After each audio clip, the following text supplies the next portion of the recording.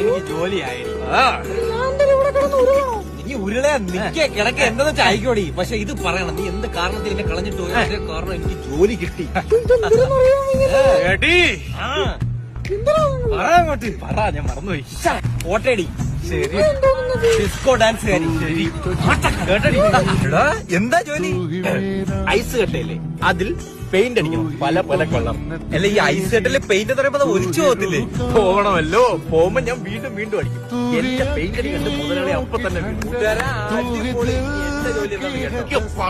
പോത്തില്ലേ, പോത്തിനെ അഴിച്ചു കെട്ടണം. ഇതാണ് എന്റെ ജോലി. അഴിച്ചു കെട്ടണം എന്ന് പറഞ്ഞാൽ, എടാ നമ്മളെ വലിയ പോത്തില്ലേ, ആ പോത്തിന്റെ കഴുത്തുള്ള കയറ് അഴിക്കുക, എവിടെയെങ്കിലും കെട്ടുക, വീണ്ടും അതുപോലെ അഴിക്കുക, കെട്ടുക. പക്ഷെ നമുക്ക് അവസാനം ജോലി കിട്ടിയടാ. സത്യവളിയാ, പാപ്പയെ വിളിച്ച് ഞാൻ അപ്പോഴേ പറഞ്ഞു, ഇനി ജോലിക്കൊന്നും പോകണ്ട, നിങ്ങളുടെ മോൻ നോക്കിക്കോളൂ വീട്.